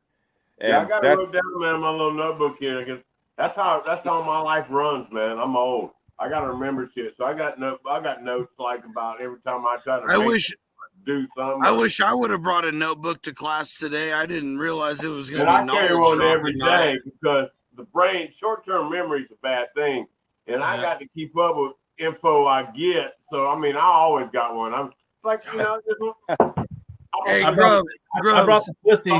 Bacon goes. Let me run this off on you. Hold on, I'm running this off. I came up with a way myself to make like a sausage, smoked sausage, taste like any multi-purpose seasoning I could get. And it took me a while to do this, but I got like tablespoons of this, powdered milk, blah, blah, blah, smoked pink salt, blah. But I can take any seasoning you send me, stuff it in a case, and then smoke it, and it'll taste like that seasoning. And what brings me to this, Mr. Bill, is because I know you did a brisket elote sausage with some Cajun seasoning in it at one time. But I actually made a smoked sausage with just Cajun seasoning. And it was off the freaking chain, using that whole seasoning as the base for the sausage. You know? Hey, not necessarily on here, but could I message you privately and get that base sausage recipe? Sure. Yeah, I don't give a damn. I'll share with anybody. It ain't no big deal to me. You know? Like I make my own sausage. I know how to make basic sausage, so I'm not. But you guys are. I mean, come on now, legends. So now this is just from taking a multi-purpose seasoning basically, and having a sausage taste like that. It's not like with all these additives and things and all this great stuff that Mr. Bill the Sensei is doing. But it's just taking a basic, like, whether it's Tony Satchery, Slap Your Mama, name 100 of them. It don't matter. Yeah, whatever. Turn it into a smoked sausage that tastes like that. You know? Yeah, I would love that. I'm such a huge sausage guy. I'm serious. Can I so my version of that is Hit me up, buddy. Go ahead, Mr. Bill. We're here. Yeah, what's up, Bill? Nothing. Oh, I thought you had something to say. My bad. No, it's all good. Oh, all right, Johnsy, continue. My bad. So, how I've experienced with that is I'll take whatever sausage, mostly Italian, because that's like one of my favorite sausages, and I'll coat it in olive oil a little bit and then just coat it with whatever rub I want it to taste like. Yeah, but I want what you're talking about, Grubbs. Yeah, because that's kind of crazy taking Italian sauce and trying to change the flavor of it. No. Hey, I do it with linguiça too. Those are my two favorite to do with, linguiça and Italian sausage. And I'm just saying, you just need to make your own sausage, though. I'm no sausage king, but it's pretty good. Yeah, make your own before it goes in the casing with those flavors, and then you're gonna knock it out the park. I mean, there you go. Rev, what do you think about all this? So, if you want to try something cool, you can smoke your seasonings before you add it to the mix. True that. Well, anytime you any kind of spice, you're always going to extract more flavor out of it. Mm-hmm. You know, so I would always for toasting any type of spice, coriander, cinnamon, whatever it may be, you're always going to extract some more flavor out of it. So check this out. The oil will come out. That's where the flavor is. Bingo. So if you take a fine mesh strainer, like a metal one, that has a really tight weave to it, take your seasoning blend, put it in there, and then put that in your smoker first. So the heat's going to extract extra flavor, but you're also going to impart the wood smoke flavor into the seasonings. Yep. Okay. And then pull it out, let it cool down, and then add that to your meat mixture. Absolutely correct. Yeah. I'm gonna say this. Some people don't know. I'm gonna say this. I'm a barbecuer for long, but a pellet grill, okay, is a great way to do that. Hey, with don't knock the plastic pellet on grills. there. I'm cooking on one right now, man. Because you can get the smoke flavor into that grill. And I know a lot of people, because I mean, I'm in the barbecue environment. I know that how people feel about pellet grills, but I'm going to tell you, they have a specific purpose. And smoking things on a low temperature is a very good purpose for a pellet grill. See, and that's where the whole barbecue community has kind of gone away because people are dogging on the pellet smokers. The last time I checked, a pellet smoker can make a whole smorgasbord of food for a whole community to come together. And dude, I got every one of them. I got a reverse flow, big green egg, kettle, electric smoker. I got a drum smoker. But I got a pellet grill too. And the pellet grill has its place. I ain't gonna lie to you. No, it's totally fun. I was raised on a kettle and an offset, charcoal and wood, baby. But I love turning this thing on. There you go. But Tony, do you remember the Frankensmoker? Yeah, I think it was awesome. So the last place I lived, we couldn't have like grills or smokers or any of that. So I built a tabletop one that you could fit on your stovetop that had an electric burner where you could actually smoke like a full pork butt on top of your stovetop. Well, you didn't have like a smoke. The Rev, bro. The Rev. I love Mike. He's been with me for a long time from a TikTok before he even jumped on Instagram. Like, he was always like the Swiss Army knife of cooking. He had a solution for everything. William, you got questions. What's up? So here's a question. How do y'all know one another? Johnny, everybody here around here. I'll go ahead and just take the lead on this because I'm the guy that kind of facilitated all this. Mike over here. This guy over here, he was with me on TikTok. We became good buddies back when I was getting started up on there. The Dude Network then became a thing, and Grubbs was one of my first ever he was my first big interview on the Dude Network. American Barbecue Showdown. And then him and I hit it off, and then I kept going. Then we created a little field staff here. And then that's where I met Johnsy from the lives on Instagram. And then Doobie that was on here. He was one of my original OGs on the TikTok community, and he kind of carried over with me into Instagram. So hey, I've been pretty OG. I remember Night Train Lane, buddy. Come on now. Oh, okay. I didn't know that. But yeah. That's how We've been friends since back then. We've been friends since back then. You know? It's all about the barbecue world. That's how this all came together. Yeah, I mean, it was all food. It was all barbecue. You're right. All of it. You're absolutely right. Straight up. I knew Grubbs from watching him on a show and then got to meet him through Tony. And it's just been, that's how it just connects. Yeah. The Instagram barbecue community or internet barbecue community is pretty incredible. I would agree with that. I was just curious about that. I wasn't sure. Yeah. It's weird. I'm in Ohio, and I don't have one other Ohio guy or anybody even close to Ohio. We got someone in Massachusetts, North Georgia, baby. Hillbilly heaven. Yeah, we got Grubbs in Hillbilly, Georgia. We got Tina Cannon down in close to Atlanta. Close to Alabama. No, close to Alabama. From the Alabama line. Yeah. The Cannon compound. Yeah, then we got the Rev, who's down here in Navajo country and Indian country and Flagstaff and all that good stuff. And right there, we got Grubbs in California, New Mexico. None of it makes sense, but that's the social media. Hey, let me ask you too. Earlier in the show, we were on, and I forget who it was, talking about the white barbecue sauce from Alabama. Y'all know, I'm gonna tell you straight up, if y'all haven't ever tried that, that's just a damn bomb. It's so easy too. It really is. I've been meaning to try that. But it's easy. Big Bob's or whatever it is, or Bob Gibson.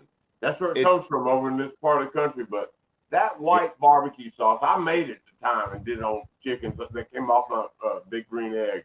And, it's basically just white vinegar and mayonnaise, right? Yeah. Yeah. And it's a matter of basting it right so you don't burn it up. But the flavor with it was was unbelievable, man. I've been I meaning to haven't try tried it that. earlier in the show. I and haven't tried it yet. I've been needing to. Have you done that yet? I mean, obviously, William, you've done that a lot, right? What's that? The white barbecue sauce on chicken. Yeah, there was a fella when I was working at Style Switch over in Austin that used to come through, and he was, for lack of a better term, I guess that was his title. I don't really remember, but he's a really good old boy. His name is Ken Hess, right? And Ken was actually running the kitchen over there at Big Bob Gibson's. So we became friendly with him, along with because he was real friendly with Will Durney up there at Hometown Barbecue up there in Manhattan, up in there in New York City, right? So that's how I got to know him. So Ken was working at Big Bob Gibson's, and that's how. It's not the recipe because that's never going to be given out because only one person that has that, and that's Bob. Yes, but I've got as close of a recipe as I can to it through Ken, and now that sauce is being bottled through my partner John Brotherton. There's a sauce on the market called Burnt Ends. Right, that's a double entendre because it's going to burn you at both ends. So there's a whole line of sauces that are being made for chili heads, right? And the white barbecue sauce is one of the ones because it has the introduction of a slight amount of ghost pepper sauce or ghost pepper dust into the sauce. The sauce is available at every Buc-ee's cross country, as well as at HEB in this area and so on and so forth. So it's a really good one. It's a really good sauce. But to get back to it, that classic Alabama white sauce is basically a base of mayo, horseradish, lemon juice, a little bit of apple juice, believe it or not, and some other BS. Let me ask you a question, Mr. Bill. There's a recipe that long ago was called Cornell Chicken. This was like 1963, and they had when there was a chicken in every pot, and Dr. Brown from Cornell University came out with this recipe. Now, and it's a vinegar, egg-based, poultry seasoning-based seasoning. That if you look up Cornell Chicken, I'll tell you what it is. But what I'm gonna tell you, when I started, because when I was a kid, I grew up in the forest in Florida, and we had a lot of like squirrels and things like that. We were cooking and ducks and stuff. Yeah. So we used this recipe. It was called Cornell Chicken, but we used it on wild game because vinegar breaks down that game meat, that flavor, that the bitterness and all that. And so it ended up being called Grandma's recipe at my house. But what I'm trying to say here now is that if you've never tried it, it's called Cornell recipe, but don't use it as a basting sauce. We actually use it as a marinade. As a marinade to kind of break down. Yeah. It's a vinegar because it'll soak to the bone, man. On a chicken or a duck or a squirrel, it'll change the color of the meat all the way to the bone. And then you throw that on the grill. I'm telling you, if you're a fan of vinegar at all, this will bust your damn chops, man. And it was a long ago recipe, and it's probably because the old school family, we ended up calling it Grandma's. But when I researched it later in my 30s and 40s, it was called Cornell Chicken, is what it was called. And supposedly in upstate New York and a lot of these places, there's barbecue joints on the side of the road, and they're constantly basting this chicken with this, and you can smell the egg, you can smell the vinegar and all this coming off of it, But we started marinating with the squirrels and rabbits, and it was, dude, it's unbelievable. It's just, it blows the socks. My kids actually got a 180 score on a kids queue in a KCBS with Grandma's recipe with their chicken soaked in it at one time, which is amazing, but you have to be a fan of vinegar to like it, but it's an amazing thing, I wonder if that would help take the game out of like wild hog. Yes, it would. I guarantee it would. I'm all about butter and vinegar on any of those game things, and you base it and do it. if you look up the recipe, there's Cornell Chicken on Google or wherever, and multiply whatever. But instead of the poultry season, if you're going with wild hog, I'd add something maybe a little more savory. You know, like Ohio pork rub from Redbeard Seasoning. That's a good one too. And there's nothing I got going on besides that. But no, you're right. It would be the bomb, man. But if you never tried it, you got to try it, man. What's that, William? What part of Ohio? What, a Redbeard or myself? You. I'm a half hour away from the Pro Football Hall of Fame. Okay. So, I am literally, I am literally an hour and a half to 2 hours between all three, Pittsburgh, Cleveland, and Columbus. I am right in the middle. Yeah, you're right in the middle. So you're not in chili spaghetti territory. Fuck no. Hey, I got a bone to pick with that if y'all got a minute later hear me rant. I was in an SCA. Ain't nobody like Skyline chili, bro. I was in an SCA chili ancillary chili competition, and a fucking Skyline chili got 5th in that competition. A Skyline knockoff, and the first place. And I actually commend them on this. This might actually be a genius idea. They went with a cinnamon roll with their chili. The garnish, they went with the chili, and then they went with a cinnamon roll, and that got first place. But yeah, so 2 cinnamon chilies got in the top 10. So that's bullshit. I ain't doing another chili competition the rest of my life. That don't make no kind of sense. It's like wiping your ass before you take a shit, William. It don't make no lick of sense. Right. It's like beans and chili. You want to start a fight? Look at that one. Yeah. You know what's funny is I love beans and chili, and I got 11th. I was one place away. In my first ever you got to feed like 30 extra people all of a sudden. Here we go. Here we go. And it was the first chili I've ever done without beans. So I don't know how I feel about it. Because I've always been a big kidney bean guy. Love kidney beans in my chili. No beans and chili. No, come on, John Z. Then we're fighting words. You're off the Dude Network. You're in the Dudette Network. No, but he's right though, man. And I'm from Southwest Louisiana, and we're the same way. They feel in Texas. You don't put no damn beans. The only time beans go in chili if there's a contest, and they got to feed a lot of people. That's the only reason they beans go in the damn chili. So make 2 gallons, put in some beans, and we can feed 3 gallons worth of folks, and that's how it works. Hey, beans don't go in chili. Johnny, come on. The rice that underneath it is more important than the fucking beans inside it. Straight up, I'll tell you that. That's how you start. That's how you start a good fight. Hey, if you want to start a good fight, you talk about religion, politics, or beans and chili. Yep. Yeah.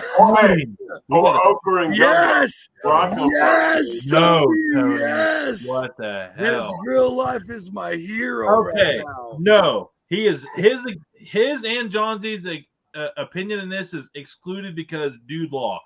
Rev, you're the deciding factor. You're a man of the God. You're a man of the word. Come on, Rev. Come on, Rev. Beans. Yes or no? No? So if you research where that kind of chili comes from, there's a classical French dish called cassoulet that is basically chili with white beans. Damn it. This guy's sorry, bro. It's I told you for the ham hock and some white beans. The Rev is the most underappreciated, underutilized food content in all of social media. I'm telling you, the guy knows everything about everything. It's sickening. Yeah. Look up cassoulet, and the way it came to be in America, you got to realize that down south, especially in Louisiana, there's a large population of French immigration. That's right. So you take cassoulet, and then you add the flavors of indigenous peoples from the West African slave trade. You get chili. And from Nova Scotia. Listen, French. You're still wrong. I don't care what historical fact and leverage you bring into this shit. Just indigenous slaves. No, man. I grew up down there. I know. You know. Hey, wait. I'm just going to go out on a limb. I'm already detecting something. That's one smart dude over here. No shit. Yeah. I like him. When are you going to come out here and collaborate with me? There you go, Rev. There you go, Rev. Who's he Honest. Today, Junior, what's your answer? It's all about timing, man. We can work it out. Timing. It's all about timing. The timing is now, and the red carpet is out. Okay. And So, where's the Rev William, live? I got some connections up at the Pro Football Hall of Fame. Let's say we can throw down on some collab sausage at the Pro Football Hall of Fame. Are we in or what? Name Sure. the time. You know I used to cater for an NFL team, right? What? Pardon? Hey, I'll fly out to serve. Done. What'd you say, Rev? So you know I used to be one of the chefs for an NFL team here, right? Which one? What, Arizona? But I love it. The Arizona Cardinals. Okay, so Oh, well, tell duh. us some stories. Tell us some stories. He's done everything. This guy's Was done Kurt- everything. Yeah, was Kurt Warner an asshole or was he cool? No, he's straight up, dude, man. Come on. I'm You know, the players for the most part are cool. It's all the other people around them, like coaches The and coaches. nutritionists and all of that, is a Yeah. nightmare. Dingy. Yeah, I feel you. Yeah. So I used to have my own catering company, and I used to contract through a bunch of restaurants to use their equipment and their like space. So I ended up catering for the Arizona Cardinals, the Phoenix Suns, and then a bunch of celebrities when they come up here. Like Alice Cooper had a house up here. Dennis yeah. Hopper did a bunch of films and stuff. Oh yeah. You ever seen the movie Natural Born Killers? Yeah. Oh, yeah. Yeah. So But most of the location shooting was done here. So I ended up catering for the production company when they did a bunch of other films up here later. Yeah. Yes. So, Cool. Riddle me, Batman, is Oliver Stone just as weird as I think he is? Yes. Yeah. Yeah, I knew it. I knew it. I knew it. Hey, I just want it to be known. Sheryl Crow and Oliver Stone have both made appearances on this episode, and Willie Nelson. Just throwing that out there. Well, I don't know about that, but no, Arizona Cardinals. About them apples.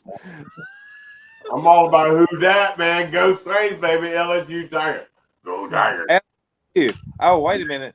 So Southwest Louisiana, baby. All in my blood. So ever since UT and the Aggies aren't playing anymore, now the Aggies have gone over y'all's direction and playing LSU. Any thoughts? Man, I'm waiting for them to expand even more. We're getting Oklahoma and somebody else coming in the league next year. Hell, love, bring it on, man. We're talking about grown ass man football for college. That's right. I'll agree with you on that because UT haven't been worth a fuck in years. Yeah, they're trying to come up. They're going to play with the big boys. They're going to have to step it up. You know what happens, though? The alumni and the people with the pockets, they'll come through, I'm telling you. Oh, yeah. This whole new NIL they got going on, that's like the mafia is running college football. Let's be honest. That's it. You're absolutely correct. That's come it. play with us. They're making millions of dollars a year driving Land Rovers and Lamborghinis on college now because also NIL. What the fuck? So I'm just ready. I ain't saying this right, but it makes college football interesting. I can say that, That's crazy shit, though, Man, that's been that. Guys, I don't even know where to go from this. I think we just need to. We need to end it. This has been epic. This has been honestly probably the most informative dude weekend kickoff party session that you could ever think of. I mean, I don't think I have ever heard more information regurgitated of cooking than we've had on this show. Hey, what's everybody cooking for National Barbecue Day tomorrow? That's a fair question, John Z. Hey, Mr. William Sensei, sir. I mean, what do you got going on? Well, I'm going back to the butcher shop tomorrow. We're going to make about 60 pounds of brisket boudin, about 20 pounds of chocolate chip Wagyu chocolate How the hell you put sausage. that shit in I can't wait to see the chocolate chip Yeah, Wagyu that's sausage. insane. And then I can't remember. There seems like there was a third one, and it's escaping me. Or maybe I've had too many Lone Stars. I don't know which. Trick question. You've never had too many Lone Stars. No. All right, Grubbs, National Barbecue Day. What do you got going on, man? Short ribs tomorrow. Well, but I got to run a batch of mango moonshine. So I Off the record. Off the record. Yeah. Okay, wait a minute. Back up a half step. Are you making that? Well, I know a guy who's I like the back of my hand that does that. You know. Yeah. Somewhere. It's all about fruit and flavors, baby. That's what it is. What it is, you know. That's Yeah. legal here in the great state of If we get Arizona. each other up on the side Is it? or something, I might be able to find somebody, you know, get it that way. Damn. I'd be willing to try that. And I know should you come over would to my house. because shit's off the fucking chain. But that's like me trying to get you sausages. Hey, How the hell do I I come down there to can Pflugerville I and get can them damn sausages? You know, that's what I need to know. Well, I'm gonna come out there. Hey, y'all hey, are Bill. welcome. Y'all are all welcome. man. Anytime y'all want to come out and scoot out this way, y'all just let me know. No, I mean, I'm gonna set it up with you. Me and Doobie or somebody Yeah. between us, we're gonna come out. We're gonna get together and spend a couple of days with you. We'll work that out. But we're gonna do that, man. I love it. Yeah. I love it. Yeah, I want your knowledge, man. I just want to grow up. I know I'm an old dude, but I ain't tired of learning, and I just want to be better at what I do. And if I can spend a few days or two with a guy that knows more than I do, man, I'm down with that shit that you wouldn't believe. You know what I'm saying? Amen. Yeah. Amen. Hey, talk- we're Yeah. together. We're together. Who is it? Who did it? Oh man. Hey Rev, National Barbecue Day. You doing anything or are you working? Do up a brisket, probably a couple of chickens for the kids. Oh Yes. shit. Anything else like pulled pork and ribs and anything else? I did carnitas tacos last Sunday, so probably not pork. I'm probably gonna throw a couple extra steaks on the grill while the brisket's going. All right. Oh, that sounds good. That does sound good. I know John's got something epic that's already rolling, so I'll save him for last. I'm going to go and throw down a couple St. Louis style ribs. I'm going to wrap them in some cherry juice and butter, then finish them in a cherry peach barbecue sauce. I want to try it. Man. I want to see how sweet I can make these bad boys for competition. So I'm going to do that. I love to know something by you real quick, Tony. All right, Dude Network. See, I got distracted by a phone call that was like somebody trying to do my extended warranty. But man, I'm making some fresh jerky this weekend. Okay, dry brine. Check this out. I got one brand, Creole Depot's Cajun seasoning. Okay. Hey, Check this out. place out of Row Bridge. James Benton down in Lake Charles, Louisiana, Baton Rouge, my Okay. hometown. Got belugi from. This is called. I got to get my camera right, but it's 7 Smoke Brothers DK. And look, red beards, chipotle, seasoning. Oh yeah, honey chipotle. I'm Dude, doing that's tough money. jerky, but I'm gonna run that through the smoker. And I got Troubadour's sizzling yard burn. There we go. There we So go. I'm doing Good these stuff. dry burn jerkies. I got 4 flavors going on. And some Put it of on them put through the pellet grill on smoke mode where it's like 150, 165. Dry them out that way. And then some of them going to run through the dehydrator. But I'm like, man, it's the best snack in the damn world. There we Beef go. protein. And the flavors is like, give it to me. So, and we'll see what's up next, But I'm going to tell you, Mr. Bill, my pleasure. Honestly, dude, I respect you so much. And that little information you gave me on that chicken to make, jerk chicken, damn, I'm going to work on it up here in North Georgia mountains and see what I can come up with. I appreciate it, man.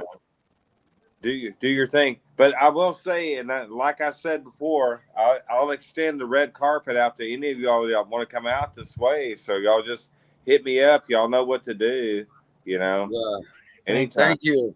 Seriously, thank you. Thank you. So much appreciated. Much appreciated. Jonesy, you're already rolling smoke, right? Yes, sir. What are you rolling? I got a pork butt right here behind me on the pellet grill, bumping some Bear Mountain, and tomorrow I'm gonna wake up and smoke the bacon I've been curing, probably 7-8 pounds, and then I'm throwing on beef ribs.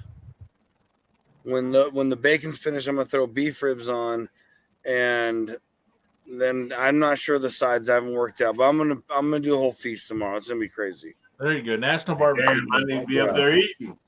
There we Yeah. go. We're eating. Hey, if anybody can make it to Turlock tomorrow, you're more than welcome. Okay, but Yeah, I'll be there tomorrow. There you go. Hey, William ain't got shit else to do tomorrow. Screw that Wagyu. He's going to get some John D. Traeger Bear Mountain Barbecue, which, by the way, there's a promo code for Bear Mountain Barbecue on the Dude Network. Just want to throw that out there. Dude Network. Look right there. I'm getting that. I want one right here.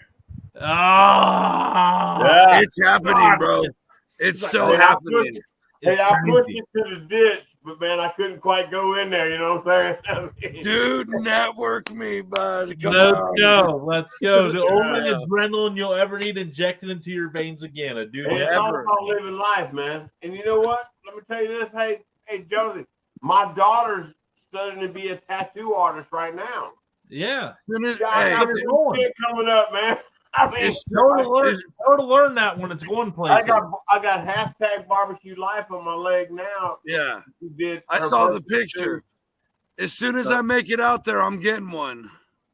Hey, and I'm gonna tell you 2 things about my daughter. She's my daughter, but she's Ukrainian and she's a good artist. All right. Check that out. Yeah, Hey. she was adopted from Ukraine, but I'm telling you, she's been jonesing for this her whole life, man. And Yeah, she's that's willing- she's awesome. willing. So next week she's gonna do an old school space shuttle on my leg too. Because I'm a Yes. space nerd kind of guy. And Hell yes. I'm a huge Trekkie, so I'm a space my guy too. daughter's tattooing me. That's fucking cool as shit. Hey, one thing before we all part, would y'all all do me kind of a huge favor? You Yes. know, Anything. hit me up. You know, like on Instagram or so on and so forth, so we can kind of stay in touch. Because all you guys seem like really good people, and I kind of want to. Yes. Guys. Yes, absolutely. Respect, brother. It's the Dude Network, man. It's as chill as it sounds. Just a bunch of dudes Yep. drinking beer, talking barbecue, and God knows whatever else. Yep. Yeah. But much respect to you, Mr. Bill Dumas. Guys. Yes, seriously. Thank you. Hey, by the way, the last name is that correct? It's actually pronounced Rusty Shackelford. Rusty Shackelford. Hey. Yeah. Hey, I thought you were a Mike Oxlong myself, but whatever, you know. Hey, I think Doobie and I are gonna try to go spend some few days with you though in the future. Yeah. You know, keep that in mind, dude, because I got so much respect for what you're doing, man, in the sausage world. I mean, any of y'all, whenever y'all want to come out this way, just hit me up. Y'all know what to do. So Yeah. we'll roll up the red carpet for you. Well, thank you man. so much for sharing everything with me today, man. I mean, Yeah. this is bigger than me going into the Netflix show, meeting Kevin Bledsoe, Melissa Cookson, and this is more to me to meet There we you. go. I mean, it's truly is, dude. I love what you're doing. I respect your knowledge, and you are the Sausage Sensei, and I respect that so much. I just hope one day I can get like half the knowledge you got as far as that goes. And we'll, I don't know now, man. This Rev guy down here, he's got a lot of skills. I can already tell. Hey, what are we bringing Rev on the KCBS trail? That's what Yes. Yes. Yeah. You can't never learn too much. You know, Very so true. learn from everybody you can, man. Let's make some damn sausage and please the Yep. world. That's what Yes. it's all about. Yes, please. Now, I will tell you this, that a very wise man told me directly, and the very wise man in question was a fellow by the name of Bobby Miller. And Bobby Miller ran Louis Miller Barbecue, right, over in Taylor, Texas for years, alongside old Fred Fontaine. But Bobby told me, he said that when you think you got it all figured out, it'll humble you. Yeah. So, Oh yeah. I feel you, brother, 100%. And that's exactly how I felt being on that even show. This ain't even about all that show, but I'm telling you, I was so humbled to be part of that TV show. People don't even realize that because my personality, I'm kind of outgoing and shit, but to be included and be a part of that on fucking Netflix, it was like, to me, a fucking nut buster. You know what I'm saying? It was like, boom. You know, it's crazy. And I never thought that, but I love barbecue so much, man. William, did you ever get offered to be on a part of a show? Do what? William, did you ever turn up a show? I didn't hear you. Did you ever get selected to do a show and said, nah? No one's ever contacted. I guess I'm not cool enough. Hey, that beard is cool as shit, and so is your sauce. That ain't got nothing to do with it. Yeah. Thing about it is no matter what line of work you're in, you can be a welder, you can be a truck driver, you can be whatever. The best is keep your head down and do the best job you can possibly do, and that's just that.